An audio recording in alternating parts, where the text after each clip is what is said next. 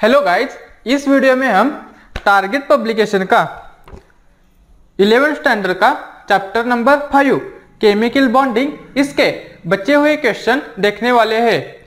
चले तो फिर इस वीडियो को स्टार्ट कर दे। अब देखो, आज का हमारा पहला क्वेश्चन है क्वेश्चन नंबर 10। उसमें क्या बताया है, what is the geometry of water molecule, यानी हमें वाटर मॉलिक्यूल की ज्योमेट्री बतानी है। तो देखो यहाँ पर वाटर मॉलिक्यूल कुछ इस प्रकार से बनता है, यानी यहाँ पर ऑक्सीजन पर 2 लोन पेयर होते हैं और यह हाइड्रोजन के साथ बॉन्डिंग बनाता है। तो इस प्रकार से कुछ वाटर मॉलिक्यूल का स्ट्रक्चर होता है और इसका ज्योमेट्री आता है। इस लोन पेयर की वजह से इसका ज्योमेट्री डिसऑर्डर टेट्राहेड्रल आता है। Disorder tetrahedral, disorder tetrahedral.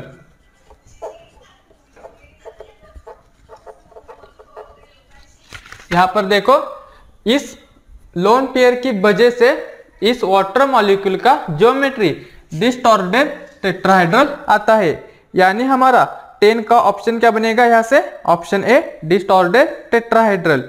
Water molecule की ज्योमेट्री क्या होगी, डिसऑर्डर टेट्राहेड्रल। अब देखो question number 21, according to the molecular orbital theory which of the following will not be viable, यानी हमको बताना है कि मॉलिक्यूलर ऑर्बिटल थ्योरी के अनुसार इनमें से कौन सा मॉलिक्यूल विहेबल यानी एग्जिस्ट नहीं करता है। तो यहां पर देखो, हमारे पास पहला ऑप्शन है He2 इसका इलेक्ट्रॉनिक कॉन्फ़िगरेशन देखो मॉलिक्यूलर ऑर्बिटल थ्योरी के अनुसार यहां पर आ जाएगा 1s2 सिग्मा 1s2। अब देखो यहां पर हीलियम में कितने इलेक्ट्रॉन होते हैं, 2 हीलियम में कितने होंगे, 4, और 4 में से 2 निकल गए तो बचे कितने, 2। तो यहां पर सिग्मा 1s2 आ गया। उसके बाद देखो He2 इसका इलेक्ट्रॉनिक कॉन्फ़िगरेशन आ जाएगा sigma 1s2 sigma star 1s1। अब देखो उसके बाद है H2 का आ जाएगा यहां पर देखो sigma 1s2 sigma star 1s1। यहां पर देखो आपको पता होगा कि हाइड्रोजन में 1 इलेक्ट्रॉन होते हैं, तो 2 हाइड्रोजन में कितने होंगे, 2, और यहाँ पर एक माइनस चार्ज है इसलिए उसने 1 इलेक्ट्रॉन गेन किया है। तो यहाँ पर टोटल इलेक्ट्रॉन कितने हो जाएंगे, 3, यानी सिग्मा 1s2 में 2 गए और सिग्मा स्टार 1s में 1 गया। तो यहाँ से हमारा H2- का इलेक्ट्रॉनिक कॉन्फ़िगरेशन क्या बन गया, sigma 1s2 sigma star 1s1। उसके बाद है हमारा H2 इसका इलेक्ट्रॉनिक कॉन्फ़िगरेशन बनेगा sigma 1s2 sigma star 1s2।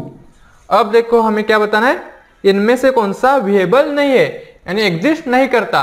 तो इससे हमको बताने के लिए हमें इसकी बॉन्ड ऑर्डर निकालनी पड़ेगी। तो बॉन्ड ऑर्डर का फॉर्मूला क्या होता है, आपको पता है, bond order is equal to होता है number of bonding electron minus number of anti bonding electron divided by 2। यहां पर देखो जिसकी बॉन्ड ऑर्डर 0 आएगी वह यहां पर नॉट विहेबल होगा।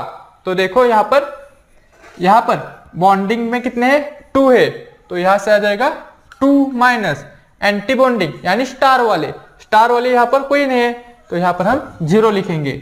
2 - 0/2, यहां से ऑप्शन आ जाएगा 1।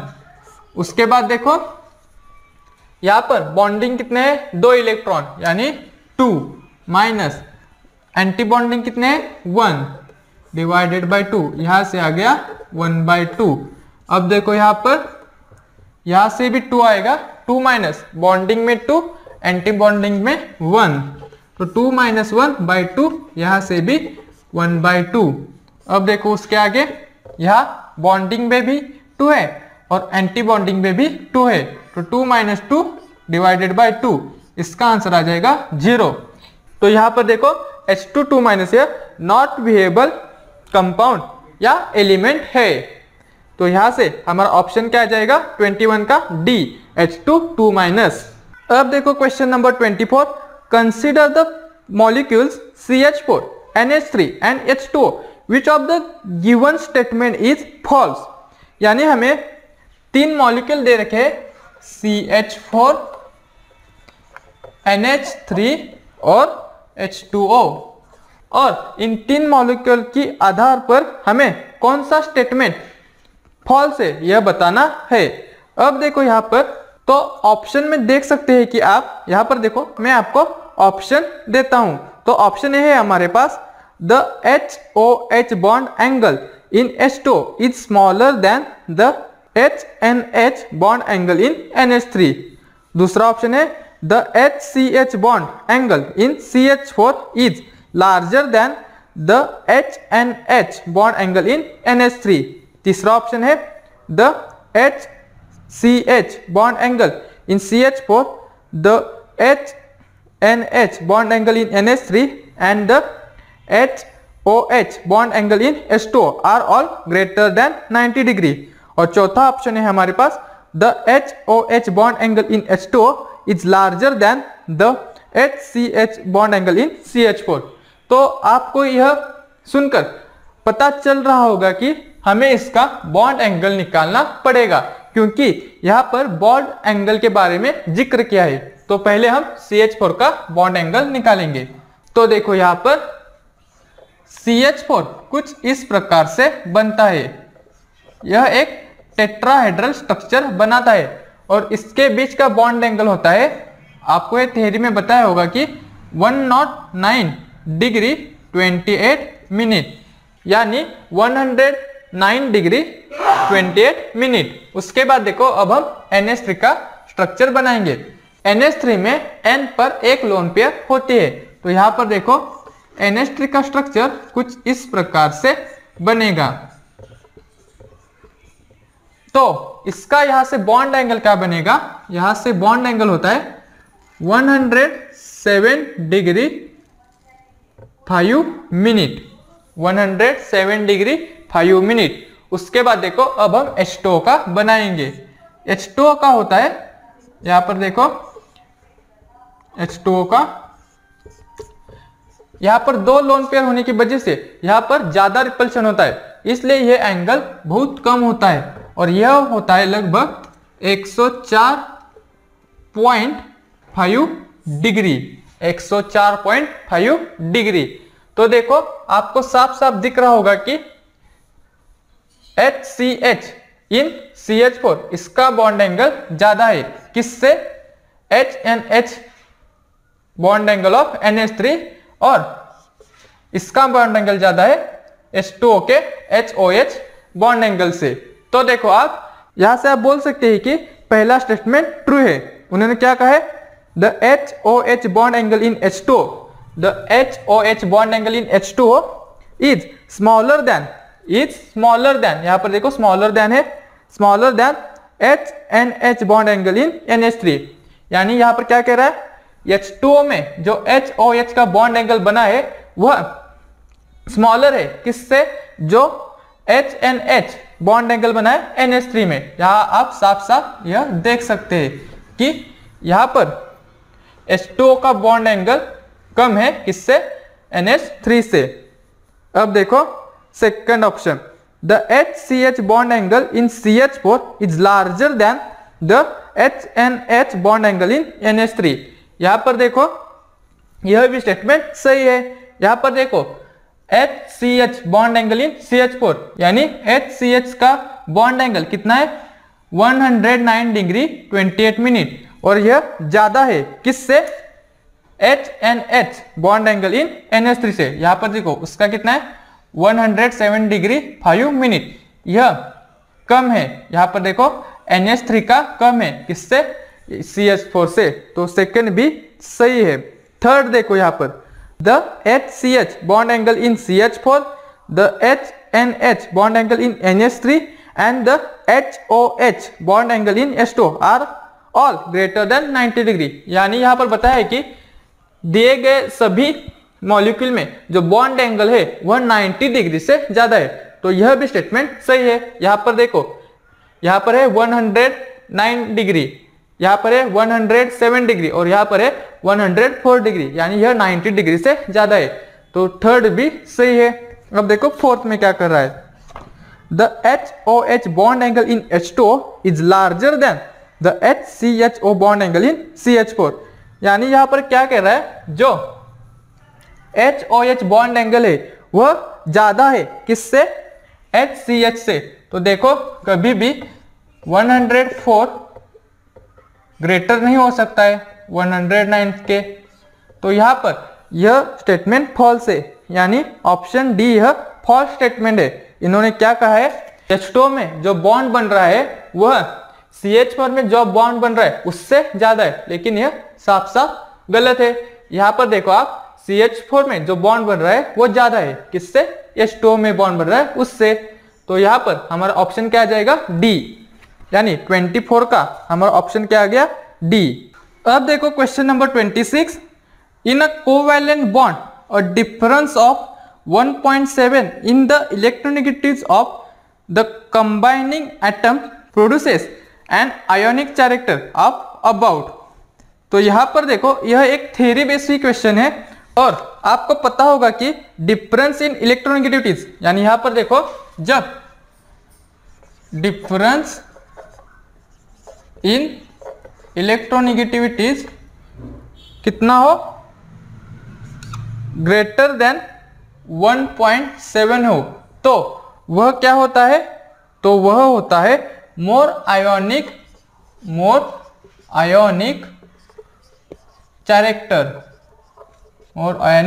कैरेक्टर और लेस कोवैलेंट कैरेक्टर।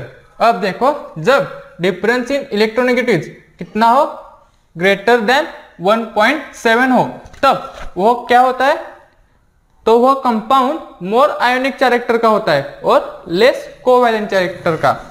अब देखो उसके बाद है difference in electronegativities is less than 1.7। तो इस केस में क्या होता है, यहां पर मोर क्या होता है, कोवैलेंट कैरेक्टर, यहां पर मोर कोवैलेंट कैरेक्टर होता है, कोवैलेंट कैरेक्टर, और यहां पर लेस क्या होता है, ionic character, less ionic character. उसके बाद है जब difference in electronegativities is exactly कितना हो, 1.7 हो, तब वह इक्वल आयोनिक कैरेक्टर और इक्वल कोवैलेंट कैरेक्टर दिखाता है। यानी जब इलेक्ट्रोनेगेटिव डिफरेंस 1.7 हो तो उसमें आयोनिक कैरेक्टर और कोवैलेंट कैरेक्टर इक्वल होता है।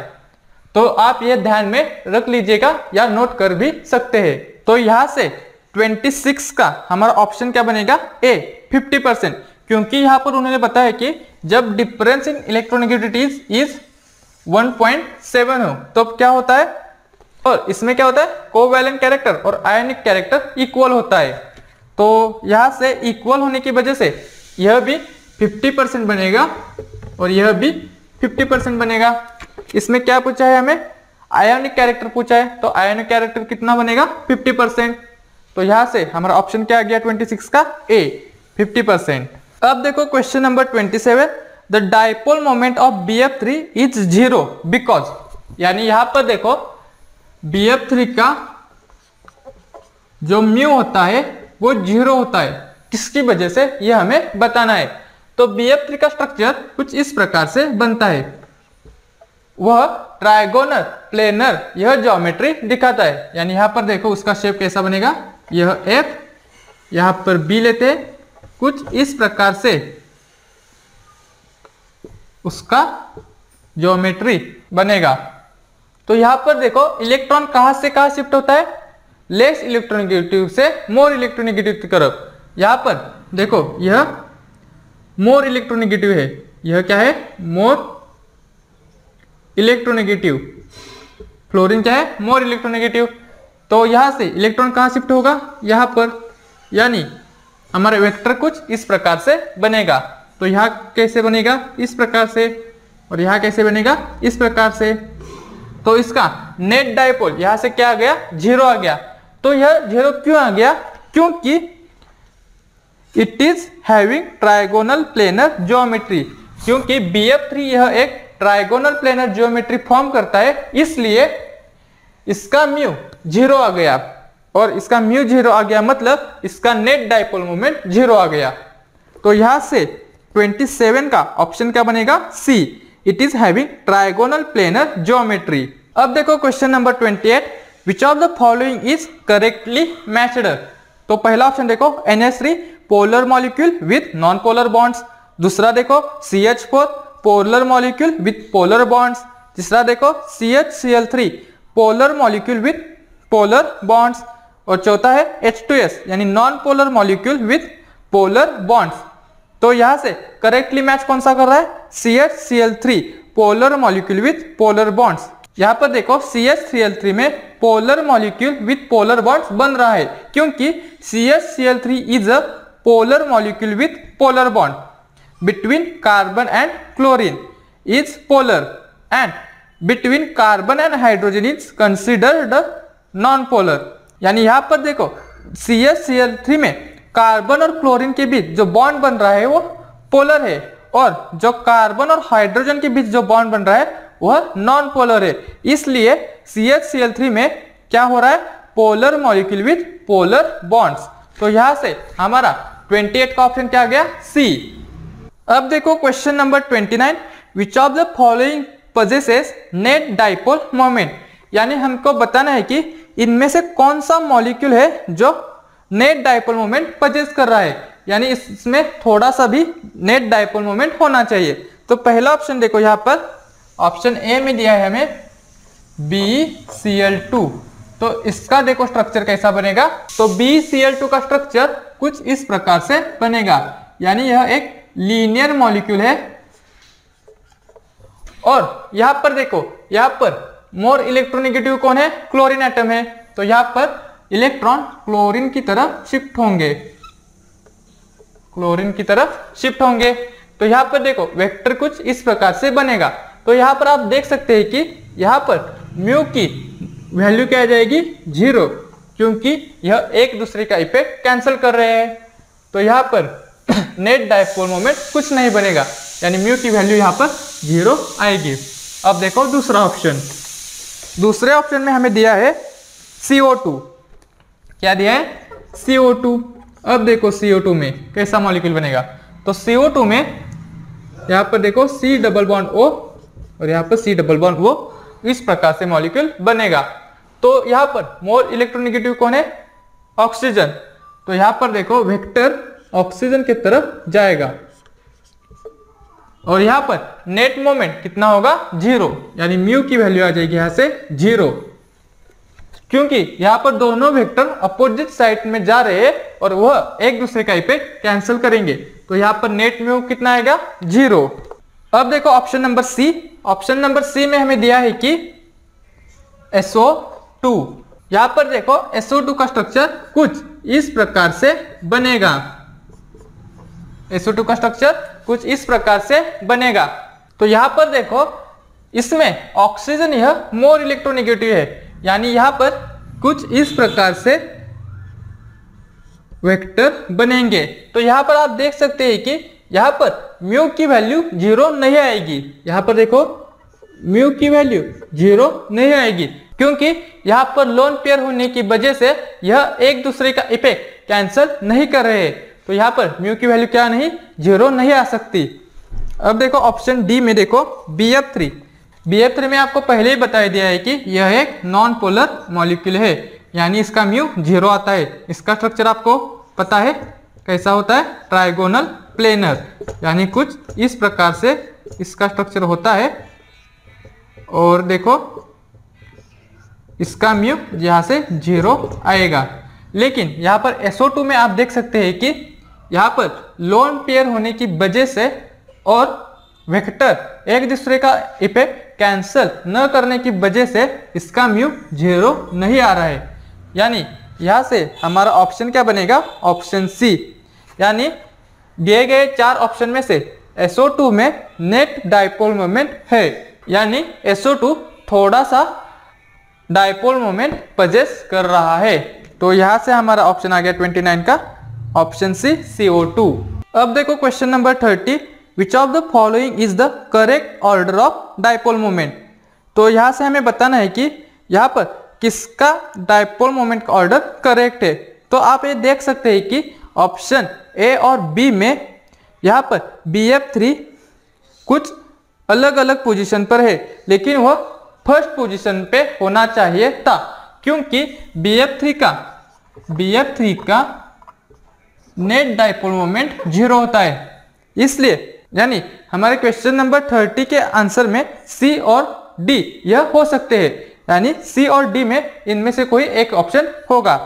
तो पहले हम सी ऑप्शन लेते हैं। तो देखो यहाँ पर पहले हमारे पास BF3 के बाद है NF3, उसके बाद है NH3 और उसके बाद है H2O। तो देखो BF3 का आपको पता है वो कितना है, 0। अब देखो NF3 का स्ट्रक्चर कुछ इस प्रकार से बनेगा, NF3। तो देखो NF3 में यहाँ पर फ्लोरीन ज्यादा इलेक्ट्रोनेगेटिव होने की वजह से वेक्टर फ्लोरीन की तरफ जाएगा। यहाँ पर देखो वेक्टर फ्लोरीन की तरफ गया है। तो इसकी साइंटिस्ट ने म्यू की वैल्यू दे रखी है, और वो कितनी है, यहाँ पर म्यू की लगभग वैल्यू होती है 0.24D।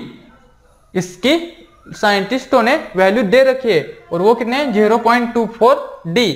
अब देखो NH3 का स्ट्रक्चर कुछ इस प्रकार से बनेगा, और यहाँ पर देखो यहाँ पर नाइट्रोजन मोर इलेक्ट्रोनेगेटिव है, तो यहाँ पर एरो नाइट्रोजन की तरफ होगा, और इसकी म्यू की वैल्यू लगभग 1.47D इतनी होती है। अब देखो H2O में देखो 2 लोन पेयर होते हैं O में, तो कुछ इस प्रकार से उसका स्ट्रक्चर बनेगा।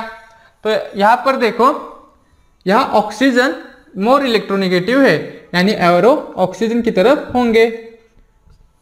तो आप ये देख सकते हैं कि यहाँ पर 2 लोन पेयर और ऑक्सीजन की ही तरफ 2 एरो होने की वजह से यह ज्यादा म्यू की वैल्यू दिखाएगा। यह क्या दिखाएगा, ज्यादा म्यू की वैल्यू दिखाएगा। तो यह दिया हुआ ट्रेंड हमारा सही है, यानी BF3 less than NF3 less than NH3 less than H2O, यह हमारा ट्रेंड सही है। तो 30 का ऑप्शन आ गया C, BF3 less than NF3 less than NH3 less than H2O। अब देखो question number 31, the dipole moments of CCl4, CHCl3 and CH4 are in order. यानी हमें CCl4, CHCl3 और CH4 इसका डाइपोल मोमेंट का ऑर्डर बताना है। तो आपको बता दूं कि CH4 और CCl4 का डाइपोल मोमेंट 0 होता है, यानी इसके म्यू की वैल्यू 0 होती है। तो यहां से आप कह सकते हैं कि CH4 इज इक्वल टू होगा CCl4। अब देखो यहाँ पर CHCl3 है, यानी देखो इसका स्ट्रक्चर कुछ इस प्रकार से बनेगा। यह मैं आपको बता देता हूं, कुछ इस प्रकार से CHCl3 का स्ट्रक्चर बनेगा। यहां पर देखो क्लोरीन यह मोर इलेक्ट्रोनेगेटिव है, किससे, कार्बन से। तो यहां पर इलेक्ट्रॉन क्लोरीन की तरफ शिफ्ट होंगे, यानी वेक्टर का एरो क्लोरीन की तरफ दिखाएगा। अब देखो यहाँ पर हाइड्रोजन और कार्बन में, यहाँ पर कार्बन मोर इलेक्ट्रोनेगेटिव है, यानी यहाँ पर कार्बन की तरफ इलेक्ट्रॉन शिफ्ट होंगे, यानी एरो कार्बन की तरफ आएगा। तो आपको यह दिख रहा होगा कि यहाँ पर म्यू की वैल्यू 0 नहीं हो सकती, क्योंकि यह एक दूसरे का इफेक्ट कैंसिल नहीं कर रहे हैं। तो यहाँ पर देखो म्यू की वैल्यू 0 नहीं है, तो इससे ये आपको पता चलेगा कि यहाँ पर CH Cl3 का म्यू ज्यादा होगा। यानी नेट डाइपोल मोमेंट का ऑर्डर कुछ इस प्रकार से होगा। यानी हमारा ऑप्शन आ जाएगा यहाँ से C. The dipole moments of CCl4, CH Cl3 and CH4 are in order CH4 is equal to CCl4 less than CH Cl3, क्योंकि CH Cl3 का यहाँ पर नेट डाइपोल मोमेंट 0 नहीं आ रहा है। अब देखो question number 32, the compound that will have a permanent dipole moment among the following is. यानी हमको बताना है कि दिए गए कंपाउंड में से किस में परमानेंट डाइपोल मोमेंट है। तो यहाँ पर देखो पहला ऑप्शन है हमारे पास। यहाँ पर देखो स्ट्रक्चर दिया है उन्होंने, कुछ इस प्रकार से स्ट्रक्चर दिया है। यहाँ पर कार्बन होता है, तो यहाँ पर देखो इसका स्ट्रक्चर कैसा होगा, यहाँ पर कुछ इस प्रकार से इसका स्ट्रक्चर होगा। तो यहाँ पर देखो, यहाँ पर C और Cl में क्लोरीन ज्यादा इलेक्ट्रोनेगेटिव है, तो यहाँ पर एरो क्लोरीन की तरफ होंगे। अब देखो यहाँ पर, उसके बाद यहाँ पर देखो, यहाँ पर हाइड्रोजन और कार्बन में कार्बन ज्यादा इलेक्ट्रोनेगेटिव है, तो यहाँ पर कार्बन की तरफ एरो होंगे। तो यहाँ पर देखो आपको यह साफ साफ दिख रहा होगा कि यहाँ पर म्यू की वैल्यू 0 नहीं आ रही है, क्योंकि यह एक दूसरे का इफेक्ट कैंसिल नहीं कर रहे हैं। तो हमारा यहाँ से फर्स्ट ऑप्शन बन गया, क्योंकि यहाँ पर उन्होंने क्या बताया, किस कंपाउंड में नेट डाइपोल मोमेंट होगा। तो आपको बता दूं कि जिसमें म्यू की वैल्यू 0 न हो उसमें ही परमानेंट डाइपोल मोमेंट होता है। तो यहां से हमारा 32 का ऑप्शन क्या आ गया, ए, यानी HCCl 32 का ए ऑप्शन। अब देखो यहां पर मैं आपको बता दूं कि दूसरे यानी दिए गए ऑप्शन में कैसे म्यू की वैल्यू 0 आती है। यहां पर देखो हम बी ही लेंगे, बी ऑप्शन में देखो यहां पर कैसे म्यू की वैल्यू 0 आती है। यहां पर है Cl और कुछ इस प्रकार से यह स्ट्रक्चर हमें दिया है। यहां पर देखो कुछ इस प्रकार से स्ट्रक्चर हमें दिया है। तो देखो यहां पर कार्बन डबल बॉन्ड कार्बन है, और यह H, यह Cl, यह Cl और यह H।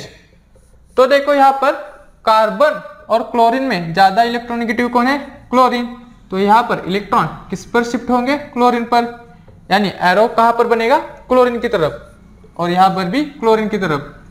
हाइड्रोजन और कार्बन में किसकी तरफ बनेगा, कार्बन की तरफ।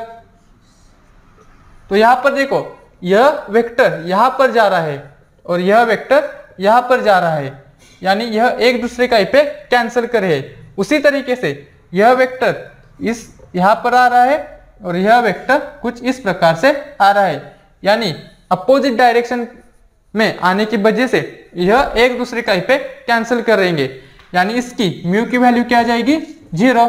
इसलिए यहाँ पर कोई नेट डाइपोल मोमेंट नहीं होगा। लेकिन आप यहाँ पर देख सकते हैं कि यहाँ पर कहीं भी इफेक्ट कैंसिल नहीं हो रहा है, इसलिए इसकी म्यू की वैल्यू 0 नहीं आ रही है। अब देखो question number 33, amongst LiCl, RbCl, BeCl2 and MgCl2 the compounds with the greatest and the least ionic character respectively are। तो यानी हमको बताना है कि LiCl, RbCl और BeCl2 and MgCl2 इसमें ग्रेटेस्ट और लीस्ट आयोनिक कैरेक्टर किस में होगा। तो देखो, तो यहां पर मैं बता दूं कि यहां पर 2 ट्रेंड काम पर आएंगे। तो पहला ट्रेंड है हमारा चार्ज ऑन कैटायन और anion inversely proportional to ionic character. यानी यहां पर देखो जिस कैटायन का चार्ज ज्यादा होगा और जिस आयनायन का चार्ज ज्यादा होगा उसका आयनिक कैरेक्टर कम होगा। यानी जिस कैटायन और एनायन का चार्ज ज्यादा होगा उसी कैटायन और एनायन का आयनिक कैरेक्टर कम होगा। तो यहाँ पर देखो हम यहाँ पर कैटायन लेते हैं, यानी यहाँ पर LiCl में कैटायन कौन है, Li, तो इसका चार्ज कितना आएगा +1। RbCl में Rb का कितना आएगा +1। BeCl2 में B का कितना आएगा +2 और यहाँ पर भी आएगा +2। तो यहाँ से आपको बता दूं कि किसमें ज्यादा है, BeCl2 और MgCl2 में कैटायन का चार्ज ज्यादा है, यानी यह कम आयनिक कैरेक्टर दिखाएंगे। तो यहां से आपको पता चलेगा कि इनमें से ही कोई ग्रेटेस्ट आयनिक कैरेक्टर दिखाएगा। तो वो कौन दिखाएगा अब मैं आपको बताता हूं। अब देखो यहां पर एक ट्रेंड काम पर आता है और वो क्या है, size of cation is directly proportional to anionic character. यानी जिस कैटायन की साइज ज्यादा होगी उसी का आयनिक कैरेक्टर ज्यादा होगा। तो आप ये देख सकते हैं कि LiCl और RbCl में Rb की साइज ज्यादा है, तो यहां से RbCl2 यह मोर आयोनिक कैरेक्टर दिखाएगा। यानी RbCl क्या आ जाएगा, मोर आयोनिक कैरेक्टर। उसके बाद देखो BeCl2 और MgCl2 में, तो यहां पर देखो इनमें किसकी साइज बड़ी होगी, तो Mg की साइज बड़ी होगी। यानी इन दोनों में यह ज्यादा आयनिक कैरेक्टर दिखाएगा। यानी यहां से देखो BeCl2 यह लीस्ट आयोनिक कैरेक्टर दिखाएगा, यह लीस्ट आयोनिक कैरेक्टर दिखाएगा। तो यहां से हमारा ऑप्शन क्या बनेगा, RbCl यह मोर आयोनिक कैरेक्टर बताएगा और BeCl2 यह लीस्ट आयोनिक कैरेक्टर बताएगा। यानी यहां से हमारा ऑप्शन बन गया ऑप्शन बी, RbCl और BeCl2। अब देखो question number 34, which of the following compounds contains no covalent bond. Option है KCl PH3 O2 B2H6 H2SO4। यानी हमें दिए गए ऑप्शन में से कौन सा कंपाउंड कोवैलेंट बॉन्ड कंटेन नहीं कर रहा है। तो यहां से हमारा ऑप्शन आ जाएगा 34 का ऑप्शन नंबर सी, KCl। तो देखो KCl में कैटायन और एनायन होने की वजह से यह आयोनिक बॉन्ड फॉर्म कर रहा है, तो इसमें कोवैलेंट बॉन्ड नहीं आएगा। तो 34 का आंसर आ जाएगा सी, KCl। एंड KCl यह कोवैलेंट बॉन्ड कंटेन नहीं कर रहा है। अब देखो 35 number question, which of the following pairs of species have same bond order. यानी हमें बताना है कि दिए गए ऑप्शन में से किन में बॉन्ड ऑर्डर सेम है। तो देखो यहाँ पर पहला ऑप्शन है हमारे पास CO और NO। आपको मैं बता दूं कि जिसमें इलेक्ट्रॉन सेम होंगे उसी का बॉन्ड ऑर्डर सेम होगा। अब देखो CO में कितने इलेक्ट्रॉन होंगे, तो कार्बन के 6 और ऑक्सीजन के 8, तो यहां से बनेंगे 14 और यहां से बनेंगे 15, क्योंकि यहां पर 7 और 8 होते हैं। ऑप्शन बी में देखो O2 और NO2 प्लस, O2 में बनेंगे 16 और NO2 में बनेंगे, यहाँ पर एक प्लस चार्ज है तो यहाँ पर बनेंगे 14। ऑप्शन सी में देखो Cn माइनस और CO, तो देखो Cn माइनस यानी यहाँ पर 6 प्लस 7 प्लस 1, यानी यहाँ पर बनेंगे 14 और यहाँ पर बनेंगे 14। तो यहाँ पर देखो इसकी बॉन्ड ऑर्डर सेम होगी और वो कितनी होगी 3। आपको मैंने बता दिया है कि जब कोई कंपाउंड 14 इलेक्ट्रॉन कंटेन करे तो उसकी बॉन्ड ऑर्डर होती है 3। तो यहाँ से 35 का आंसर आ जाएगा सी, Cn माइनस और CO यह स्पेसीज क्या कर रही है, सेम बॉन्ड ऑर्डर दिखा रही है। तो 35 का आंसर आ गया सी, Cn माइनस CO।